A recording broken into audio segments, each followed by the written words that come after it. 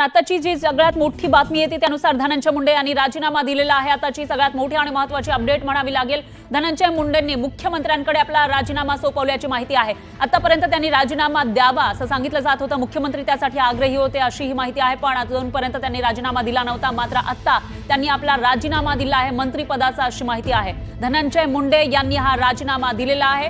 तर काल जी बैठक झाली होती त्याच्यामध्ये थेट आदेश मुख्यमंत्र्यांनी दिलेले होते आणि त्यानुसार आता आज धनंजय मुंडे यांनी मुख्यमंत्र्यांकडे आपला राजीनामा सोपवल्याची माहिती समोर येते आहे। त्याच्यानंतर त्यांची काही प्रतिक्रिया येते का, भूमिका ते मांडतात का ते बघावं लागेल। धनंजय मुंडेंनी आपला राजीनामा दिलेला आहे मंत्रिपदाचा। मागील अनेक दिवसांपासून त्यांच्या राजीनाम्याची मागणी केली जात होती, किंबहुना त्यांना मंत्री करूच नये असंही बोललं जात होतं, पण ते मंत्री झाले, मंत्रिमंडळामध्ये सामील झाले आणि डिसेंबर महिन्यापासून जेव्हा हिवाळी अधिवेशन झालेलं होतं, पहिलं अधिवेशन झालं होतं युती सरकार पुन्हा एकदा सत्तेत आल्यानंतर, तेव्हापासून संतोष देशमुख यांच्या प्रकरणावरून धनंजय मुंडेंच्या राजीनाम्याची मागणी केली जात होती आणि आता त्यांनी राजीनामा दिल्याची माहिती समोर येते।